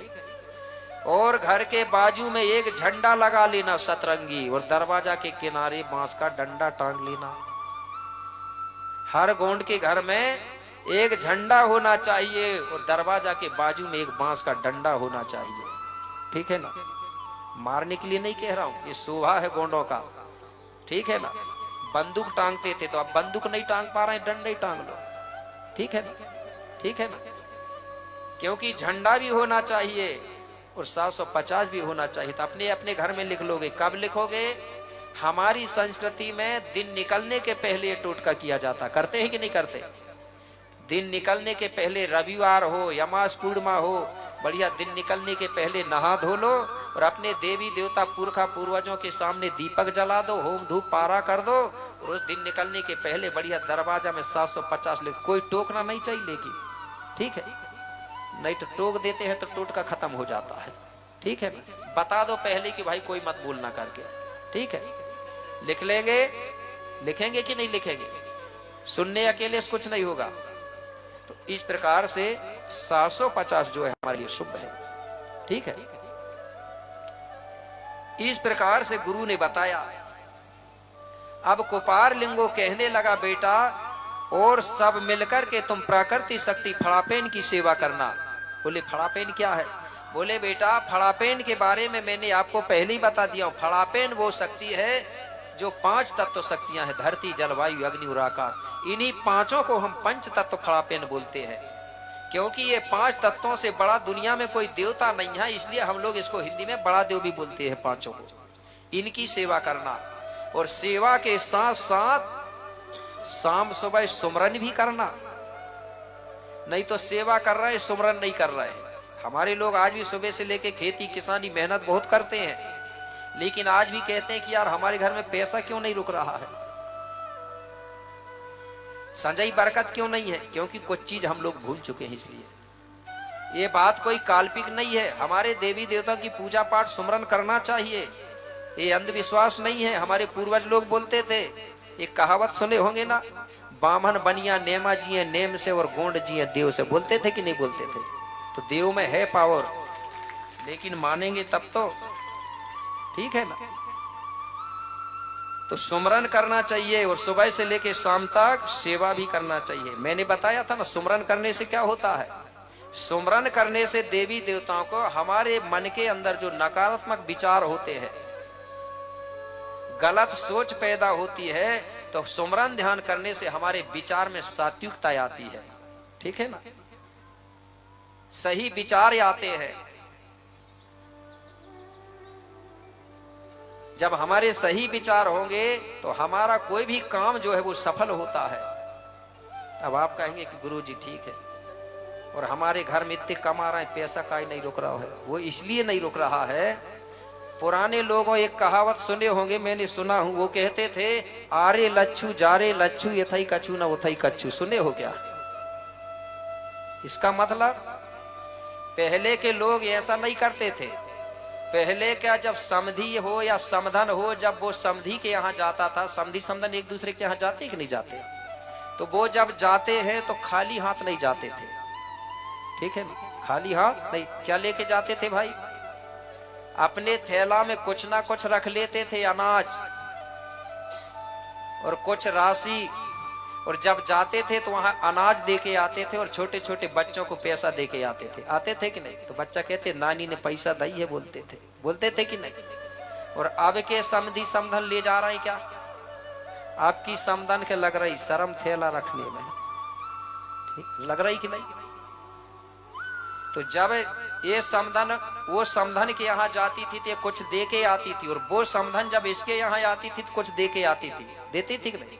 इससे होता क्या था, हमारे घर की बरकत बढ़ती है। ठीक है ना।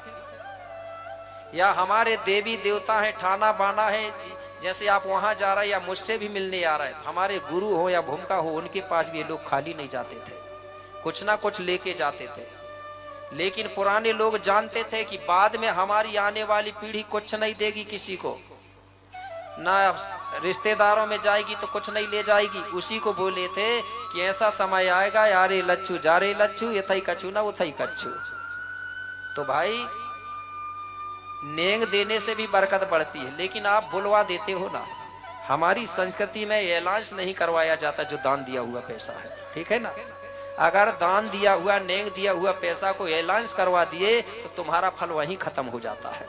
ठीक है ना, इसलिए इसको बिना बोले देना चाहिए। ठीक है ना, जैसे आप यहाँ आते हो, हल्दी चावल लेना चाहिए और गुरु कुपार से मिन्नत करके हल्दी चावल जो भी इच्छा अनुसार है वो नेंग के रूप में रखना चाहिए, तो आपकी इच्छाएं पूरी करता है बाबा। ठीक है ना, ऐसा होता है। तो सुमरन के लिए बोले हमको बता दो, तो कुपार लिंगो कहने लगा फड़ापेन का सुमरन के लिए एक बहुत बड़ा मंत्र है, वो मंत्र आपको बता दे रहा हूँ, पहले भी बता चुका हूँ लेकिन और बता दे रहा हूँ। कौन सा मंत्र है सबसे बड़ा बड़ा देव का सुमरन करने का? गोंडी धर्म मंत्र जय सेवा और जय गोंडवाना जय बड़ा देवा। जय सेवा जय बड़ा देव और जय गोंडवाना। इसका मतलब क्या है गुरुजी? बोले पहला शब्द है जय सेवा। जय सेवा जब बोलते हैं तो दुनिया को चलाने वाली दो शक्तियां हैं। दुनिया को कितनी शक्ति चला रही हैं? दो, इसलिए इसको दुनिया बोलते हैं। कौन सी शक्ति? जय। जय आने होता है पिता और सेवा आने होती है माँ। तो ये संसार को दो शक्ति चला रही है, माता और पिता, जिसको हम नर और मादा भी कह सकते हैं, धन और ऋण भी कह सकते हैं।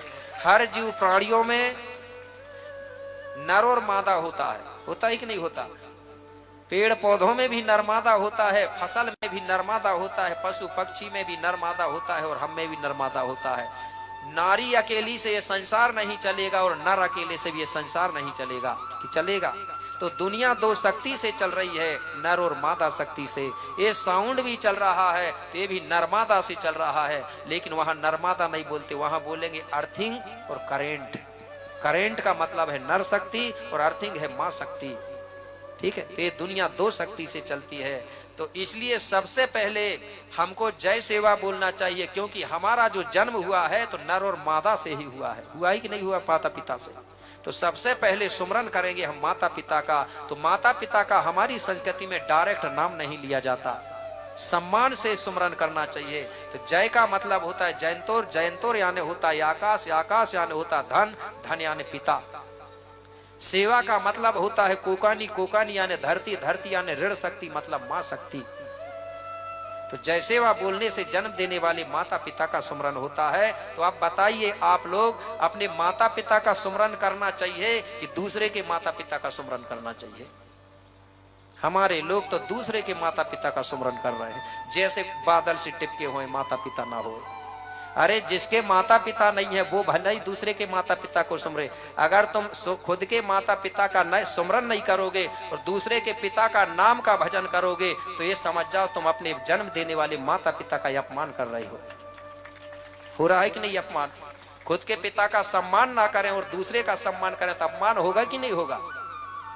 श्रवण कुमार के बारे में आप लोग जानते होंगे। श्रवण कुमार जो था, श्रवण कुमार देव संतानु और संतवती का लड़का जो अंधा अंधी थे, वो माता पिता का सुमरन करता था। वहां बहुत बड़ी चाल, कूटनीति चाल चला गया और श्रवण को खत्म किया गया था। लोगों को डर लगने लगा था कि श्रवण आगे चल के दुनिया में इसका नाम ना हो जाए, क्योंकि ये माता पिता का सेवक है, भक्त है और माता पिता का सुमरन कर छल कपट कूटनीति करके श्रवण को मारा गया। वही से जय सेवा शब्द खत्म किया गया था।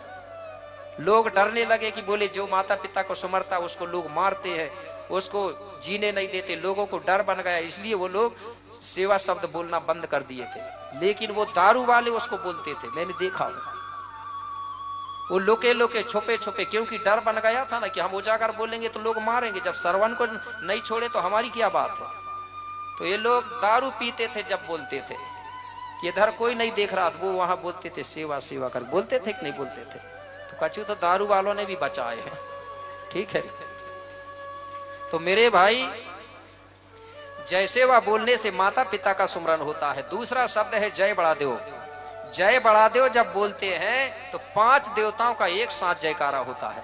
बड़ादेव किसको बोलते हैं? 5 तत्वों को। अलग अलग नाम लेने की जरूरत नहीं पड़ेगी, नहीं तो बोलेंगे जय जलदेव, जय वायुदेव, जय। तो इनको हम बड़ा के रूप में मानते हैं, तो 5 को हम सामूहिक रूप में बड़ादेव बोल देते हैं। तो जय बड़ादेव बोलने से 5 देवताओं का एक साथ सुमरन। आखिरी में शब्द है जय गोंडवाना। जब जय गोंडवाना बोलते हैं तो 5 खंड धरती की जयकारा होती है। भारत की भी होती है, अरब, ऑस्ट्रेलिया, अफ्रीका और दक्षिण अमेरिका, ये 5 खंड धरती की जयकारा होती है जय गोंडवाना बोलने से। क्योंकि 5 खंड धरती को गोंडवाना लैंड कहा जाता है। स्कूल की पुस्तक में नक्शा में भी लिखा है। तो भारत देश भी गोंडवाना का ही टुकड़ा है कि नहीं है? अब लोग सोचते हैं कि जय गोंडवाना बोलेंगे तो पार्टी होगी। पार्टी नहीं, ये देश का नाम है। यहाँ रहने वाले जो लोग हैं गोंडवाना के मूल निवासी हैं। तो यहाँ रहने वाले जो गोंडवाना के लोग हैं, SC ST OBC माइनॉरिटी जितने लोग हैं सब गोंडवाना के लोग हैं। ये गोंडवाना वाले लोग हैं। गोंडवाना वाले मतलब गोंडवाना देश में रहने वाले। लेकिन बाहर से आए हुए लोगों ने सबसे पहले हमको फोड़ डाला। क्यों फोड़ा बाहर के लोगों ने? कि भारत के लोगों के अंदर भेदभाव पैदा करो, फूट डालो और यहाँ राज्य करो। ये उनकी कूटनीति थी, फूट डालो राज करो। तो इन्होंने सबसे पहले हमारे लोगों को 3 भागों में तोड़ा। कितने भागों में तोड़ा? 3 भागों में। क्या बना दिया? हरिजन, पिछड़ा वर्ग, आदिवासी बना दिया कि नहीं बना दिया? फिर भी इनकी तमन्ना पूरी नहीं भई विदेशियों की। तो इन्होंने क्या किया? बोले और फोड़ो इनको। तो काम के ऊपर नाम दे दे के इन लोगों ने लगभग 6756 जातियां बना दिया। अब हमारे लोग जाति में बट गए। चमड़े का काम करने वाले को चमार कहने लगे, अलग कर दिए। लोहे का काम करने वाले को लोहार बना दिए। तेल का काम करने वाले को तेली बना दिए। सोने का काम करने वाले को सुनार बना दिए। ऐसा करके हमको फोड़ डाले। तो ऐसा हुआ है, नहीं तो हम सब लोग गोंडवाना के लोग थे। तो जय गोंडवाना का मतलब समझ गए? जय गोंडवाना मतलब 5 खंड धरती की जयकार। और गोंडवाना में जो रहने वाले लोग हैं उन्हीं को आदिवासी कहा गया। आदि काल से रहने वाले, आदि काल के मूल निवासी आदिवासी कहलाते हैं। और प्रकृति को मानन हारे फड़ा पेन या बड़ा देव जिसे कहते हैं। ठीक है। आप बोले बेटा एक काम करो, अब मंत्र तो बता दिया, अब तुम बड़ा देव की पूजा करने के लिए, सुमरन करने के लिए ऐसा पानी लेके आओ जो कोई पक्षी या कोई जीव जंतु या मतलब कोई पक्षी या कोई जानवर का जूठा ना हो, शुद्ध जल लाना है। अब 33 ही बच्चे निकल गए। चलते चलते एक नदी के किनारे पहुंचे। नदी में जाके देखे तो आकाश में एक पक्षी उड़ रहा था। वो पक्षी देखते ही देखते पानी में आया और पानी में डब से डूबा और पानी से निकल के भाग गया। बच्चों ने देखा, अरे बोले ये पानी भी बोले पक्षी का जूठा है, और गुरुजी ने बोले हैं कि पक्षी का जूठा नहीं होना चाहिए, चलो इसको नहीं ले जाते, चलो दूसरी जगह चलते। दूसरी जगह गए, वहां जाके देखे तालाब में, तो देख रहे थे कि एक गाय पानी पी रही थी। बच्चे कहने लगे, 33 ही कोट के बच्चे बोले ये भी गाय का जूठा है, जानवर का, इसे भी नहीं ले जाते। अब कहां जाए? वहां से निकले बच्चे, चलते चलते अमरकोट का टीला पहुंच गए। वहां जाके देखे तो अमरकोट के टीला से जल की धारा निकल रही थी, जो आज भी निकल रही है। निकल रही कि नहीं निकल रही? जमीन से।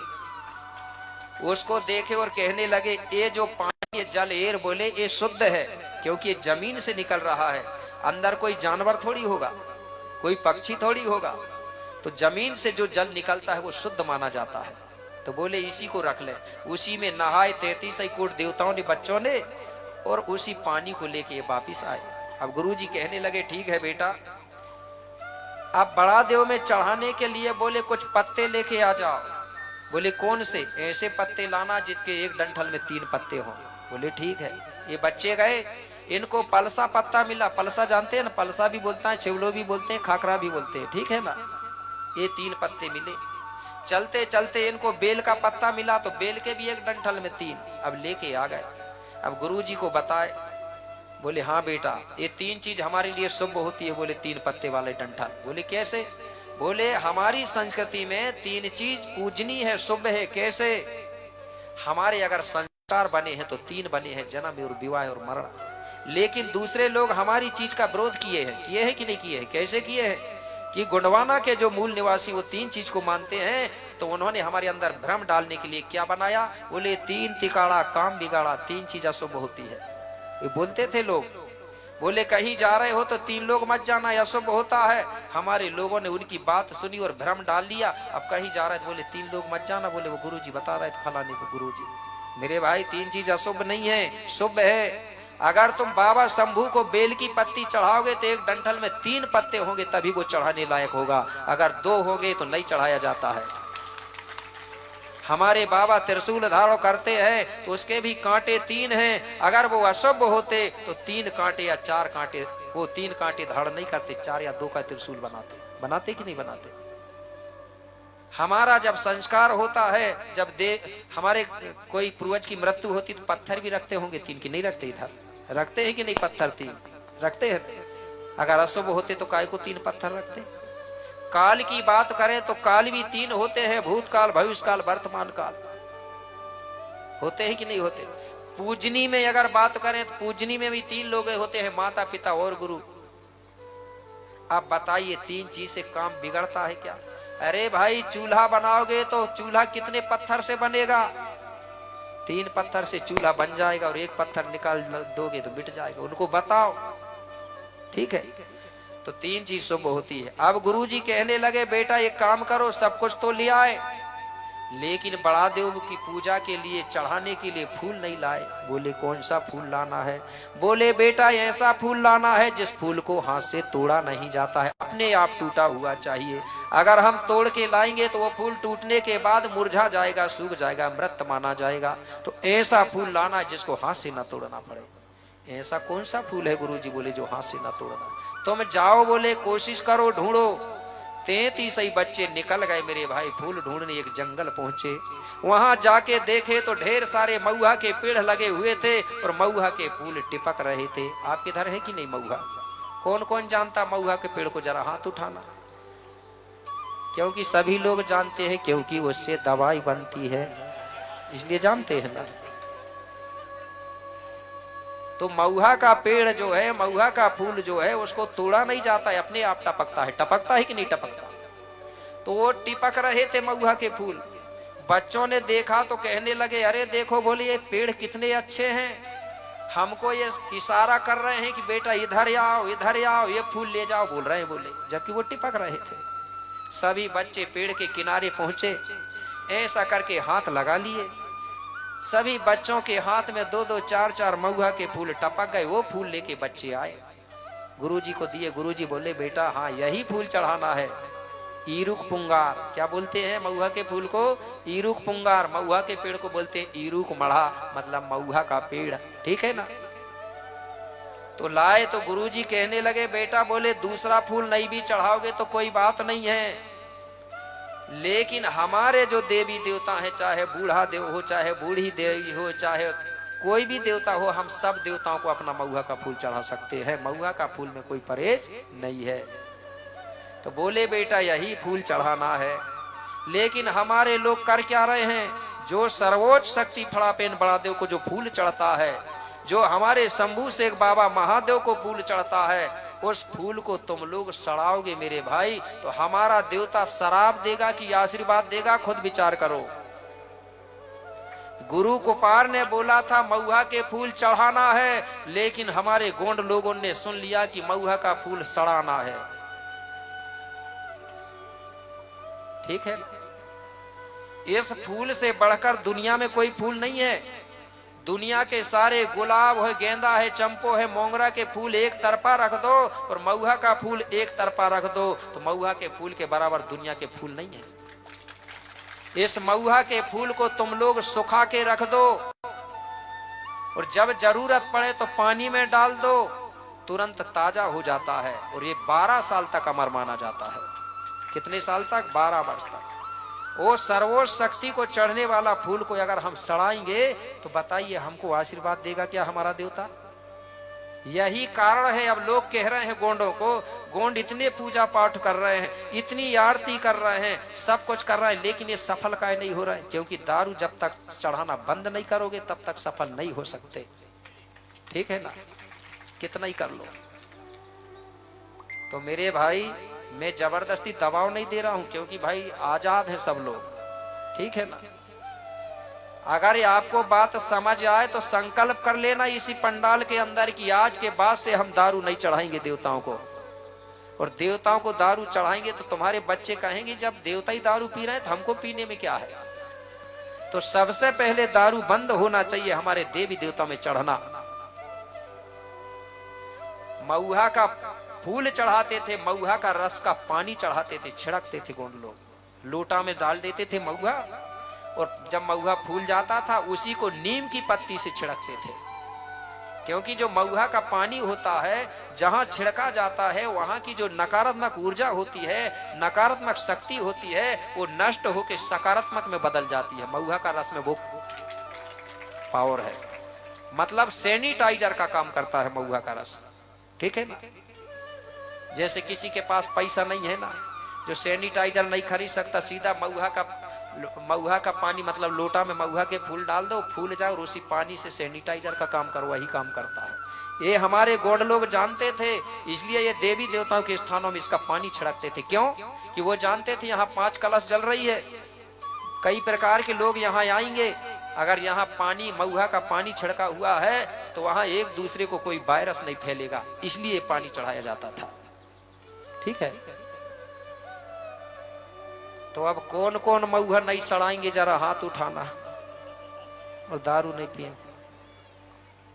अरे भैयों की तो छोड़ो, महिलाएं भी नहीं है तैयार, मतलब थोड़ी थोड़ी महिलाएं भी मारती होंगी, चुनाव मुनाव में तो नहीं चल जाता। ये दारू छोड़ने से बहुत सी चीज का फायदा होगा कि नहीं होगा? ये मैं नहीं कह रहा हूं कि चुनाव ना, मैं ईमानदारी की बात कर रहा हूं, जिसको देते हैं देते रहोगे, लेकिन मेरी एक बात सुन लो, याद आ गई इसलिए बता रहा हूं। मैं ये नहीं कह रहा हूं कौन सा पक्ष है और किस पार्टी को, लेकिन जो बेकाहू आदमी होता है ना वो टिकाऊ नहीं होता, ठीक है ना। हमारे पूर्वज कभी बिके नहीं, खेरोदाई कभी बाजार में बिकी नहीं है कि मिलती है खेरोदाई बाजार में। खीला मुठुआ मिलता है क्या बाजार में? तुम्हारे गांव का जो भूमका बाबा होगा, गुरुआ बाबा, जो मिलता है बाजार में, ये बिकते नहीं है, इसलिए आज भी टिके हैं। जिस समय इस देश में 4 वेद 18 पुराण 6 7 9 ग्रंथ नहीं थे, उस समय भी ये खीला मुठुआ और खेरोदाई थी। कोई मूर्ति नहीं है, लेकिन फिर भी आज वो टिकी है और आखिरी दिन तक टिकी रहेगी, क्योंकि जो बिके नहीं है वो टिके हैं। तो हमारे लोग, जब हमारे पुरखा पूर्वज नहीं बिके, देवता नहीं बिके, तो आज हमारे लोग दारू में बिक रहे हैं। और 2 बात याद रखना, बेटी और बोट एक चीज होती है। बेटी और बोट होती है कि नहीं होती? कैसे? जो बाप अपनी बेटी का रिश्ता अगर लोभ लालच में कर दे, रिश्वत में कर दे। कैसे रिश्वत? कि यार समधी भी मिल जाए मेरे जैसे दरुआ तो मेरी जोड़ अच्छी लग है, या कोई पैसा लेके या कोई धन दौलत लेके अगर बेटी का रिश्ता करेगा ना बाप, रिश्वत खाके, तो बाप को जिंदगी भर रोना पड़ेगा बेटी के नाम से। रिश्वत में अगर विवाह करेगा तो रोना पड़ेगा कि नहीं? पछताएगा कि कहां दे दिया यार मैंने अपनी लड़की को। इसी प्रकार जो आदमी रिश्वत खाके, घूसखोरी खाके अगर वोट देता है तो वो 5 साल रोता है। इसलिए 2 चीजों में कभी रिश्वत मत करना, चाहे जिसको देना है दो, मैं वो किसी पक्ष की बात नहीं, लेकिन ईमानदारी की बात बता रहा हूं। ये चीजों में कभी रिश्वत नहीं करना चाहिए। बेटी का रिश्वत करोगे तो जिंदगी भर रोगे, और वोट का रिश्वत करोगे तो 5 साल रोगे, पछताते रह जाओगे। ठीक है ना? तो मेरे भाई, महुआ का फूल चढ़ाना है, सड़ाना नहीं है। हमारे लोग बोलते थे महुआ के फूल का बड़ा महत्व है, महुआ चना खाइए, घोड़े की दौड़ लगाइए। बोलते थे कि नहीं बोलते थे? एक गांव में एक दारू पिया हुआ आदमी कहने लगा, गुरुजी क्या होता है इससे? मैंने बोला ताकतवर होता महुआ। बोले गुरुजी महुआ चना तो मैं नहीं खाता, लेकिन उसको सड़ा के दारू पीता हूं, फिर भी ताकत है। बोले, मैंने बोला कैसे ताकत? बोले हमारे गांव की जो रोड है उसकी चौड़ाई मात्र 10 फीट है। बोले जब मैं पी के आता हूं तो वो 10 फीट की रोड भी कम पड़ जाती है, इतनी ताकत आ जाती है। मैंने बोला कैसे? बोले कभी लटकते हुए इधर को जाता हूं, कभी इधर को जाता हूं, और जब घर पहुंचता हूं तो घर में 6 लोग हैं हमारे घर में। जैसे ही मैं घर पहुंचा तो मेरी पत्नी और मेरे बेटा बेटी जैसे ही देखे तो कपने लगते हैं देख के मुझे, इतनी ताकत। मैंने बोला ऐसा नहीं, महुआ की कई चीज बना के खा सकते हैं। भूंज के खाते हैं कि नहीं? कई जगह मैंने देखा हूं, छत्तीसगढ़ जैसे जगह में जब कार्यक्रम चलता है तो प्रसाद उसी का बांटा जाता है। बहुत बहुत धन्यवाद। एक बच्ची के लिए जोरदार ताली बजाए। माता कलियादाई उसको अच्छा ज्ञान दे, ऐसी उसके लिए कामना करता हूं। बहुत बहुत धन्यवाद। तो मेरे भाई, कई जगह इसको बढ़िया भूंज के, कोया कहते हैं ना, प्रसाद बनाते हैं, तिल्ली भी मिलाते हैं, जगनी भी मिलाते हैं। जानते हैं ना जगनी? बढ़िया प्रसाद बांटते रहते हैं कई जगह। तो हमको भी अपनी जगह में चिरौंजी मुर्रा ना बांट के इसका प्रयोग धीरे धीरे करना चाहिए, क्योंकि इसको खाने से कई प्रकार की बीमारियां भी दूर होती हैं। अगर यहाँ लोग आएंगे ना 7 दिन तक, अगर रोज को इतना इतना खाएंगे ना, तो वो 7 दिन में कई प्रकार की बीमारियां दूर हो सकती है। वो महुआ का वो काम है, इसलिए खिलाते थे उसका प्रसाद। तो दारू नहीं पीना है हमको, दारू सड़ाना नहीं है और दारू चढ़ाना भी नहीं है, महुआ सड़ा के। ठीक है? तो मेरे भाई, आप इस देश के राजा और महाराजा हो, इसलिए ये बात बता रहा हूं। ये रानी बैठी है, ये महारानी रानी बैठी है, राजा बैठे कि नहीं? राजा रानी। आप लोग राजा से रंक कैसे बने? विदेशियों ने तुमको शराब पिलाना सिखाया, दारू पिलाना सिखाया। राजा को दारू पिलाते थे, राजा आपस में झगड़ा कर लेते थे। अगर फिर से आपको राजा बनना है तो मैं गीत के माध्यम से आपको समझा रहा हूं। अगर समझ आ जाए तो ठीक, ना आए तो क्या करूंगा। ठीक है? तो हमारे समाज में दारू बंद होना चाहिए कि नहीं होना चाहिए? कितने लोग समर्थन कर रहे हैं? जरा हाथ उठाओ। हमारा समाज गोंड भर का बात नहीं करो, हमारा समाज जो भारत में रहता है वो सब हमारा समाज है। ठीक है ना? सभी लोग तैयार हैं? अब मैं गाऊंगा गीत, तो तो समर्थन देखेंगे, महिलाओं से ज्यादा समर्थन मिल रहा है कि पितृशक्तियों से समर्थन। अब कैसे पता चलेगा? मैं गाऊंगा गीत, अगर महिलाओं की कोई चिलम पिए, सबसे बड़ी सबसे खराब नशा है दारू और गांजा, ठीक है ना? कि नर को नशा न चाहिए, कि नशा में नर की होती है नासो, और जो नर नशा को त्याग दे बढ़ देवे उसी के पासो। कि पारो पारो है विनय मेरी, कि पारो पारो है विनय मेरी, आज सुनो गोंडे महराजो, अब दारू पीना छोड़ देना कि यही है मेरी फरियादो। इस गीत के बाद में सुमरनी होगी, ठीक है? सभी लोग शांति बनाएंगे, नहीं तो घबराते होंगे जल्दी जाना। सुमरनी हो जाएगी गीत के बाद में। तो आपको राजा हो इसलिए कह रहा हूं। कौन से राजा हो? गोंड राजा हो गोंडवाना की, इसलिए कह रहा हूं। क्या? ओ मोरे गोंडी राजा रे, मोरी कहना मानो रे, दारू ने करी बर्बाद अब तो दारू छोड़ो रे।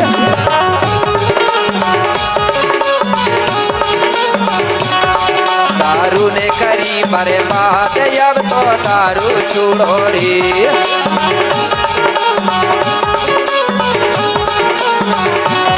मोरे गोंडी राजा रे, मोरी कहना मानो रे,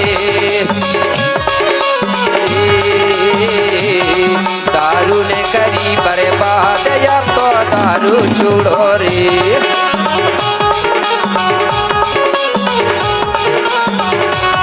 दारू ने करी बर्बाद अब तो दारू छोड़ो रे।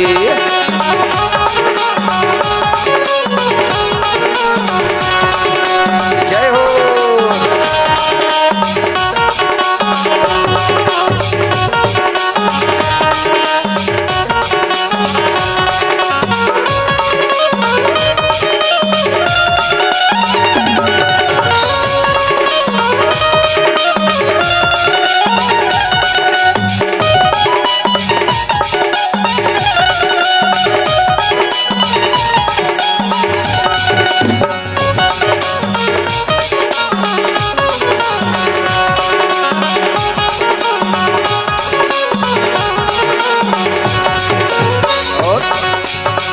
के दारू तुम हो रहे बदनाम, पी पी के दारू तुम हो रहे बदनाम, कोई नहीं करता है देखो सम्मान, कोई नहीं करता है देखो सम्मान, देखो सम्मान राजा देखो सम्मान, देखो सम्मान।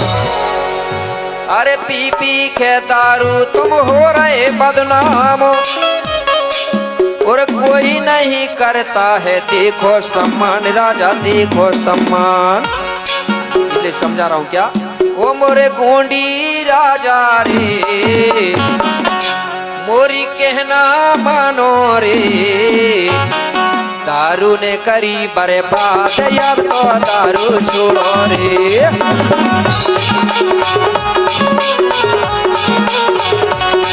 दारू ने करी बर्बाद अब तो दारू छोड़ो रे। जय हो।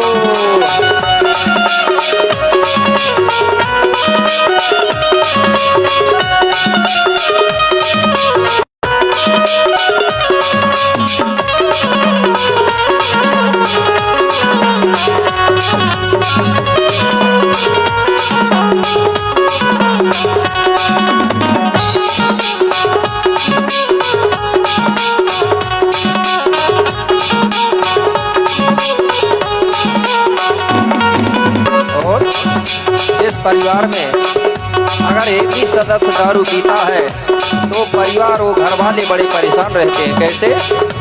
घर वाले रहते हैं खूब ही परेशान, घर वाले रहते हैं खूब ही परेशान, लड़का और बच्चों को रहे नहीं ध्यान,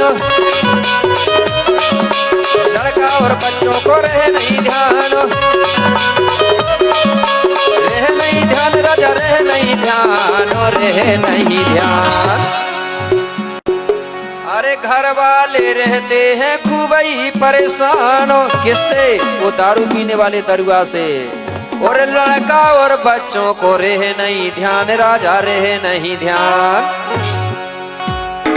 वो मोरे गोंडी राजा रे, मोरी कहना मानो रे, दारू ने करी बर्बाद, अब तो दारू छोड़ो रे।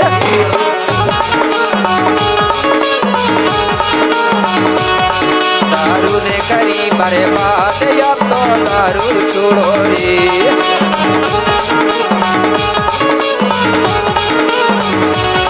मोरे गोंडी राजा रे,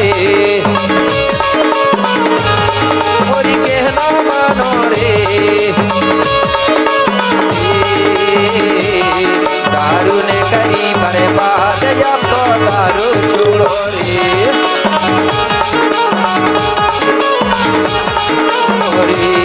दारू ने करी बर्बाद, अब तो दारू छोड़ो रे। अगर आज भी एक्सीडेंट होके अगर मर रहे हैं तो दारू वाले लोगों का परसेंट ज्यादा है, इसलिए समझा रहा हूं अभी भी समय। क्या? ओ मोरे गोंडी राजा रे, मोरी कहना मानो रे, दारू ने करी बर्बाद, अब तो दारू छोड़ो रे।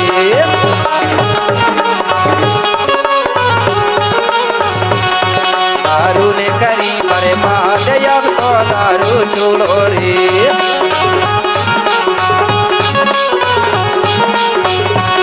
मोरे गोंडी राजा रे,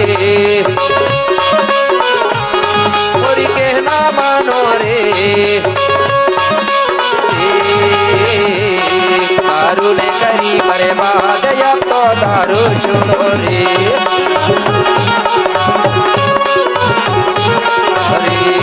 दारू ने करी बर्बाद, अब तो दारू छोड़ो रे।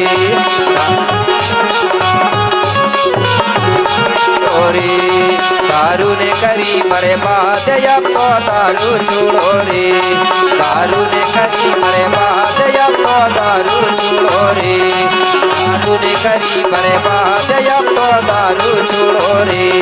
दारू ने करी बर्बाद, अब तो दारू छोड़ो रे। दारू ने करी बर्बाद, अब तो दारू छोड़ो रे। बोलिए शंभू बाबा ना। तो मेरे भाई, इस प्रकार से कुपार लिंगों ने बताया कि हमको हमारे देवी देवताओं में जब भी पूजा पाठ करेंगे तो हमको महुआ का फूल चढ़ाना है, उसका फूल सड़ा के दारू बना के नहीं चढ़ाना है। तो मेरे भाई सभी लोग शोरगुल बंद करेंगे, शांति बना के बैठ जाएं। तो जो गाथा मैं यहाँ पर इसको रोक रहा हूं, ठीक है? कल की गाथा क्या रहेगी आप लोग ध्यान से सुन लो। कल की जो गाथा रहेगी, कुपार लिंगो बाबा 33 कोट बच्चों को गोंडी धर्म की शिक्षा दीक्षा देगा और आगे चल के यही 33 कोट के जो बच्चे हैं वो 33 कोट के देवता बनेंगे। क्या बनेंगे? कल 33 कोट के देवता बन जाएंगे। शोरगुल नहीं करेंगे, शांति बनाए लोग। 33 कोट के देवता बन जाएंगे और उन्हीं देवों का बंटवारा फिर हमारी समाज में होगा। कैसे बंटवारा होगा?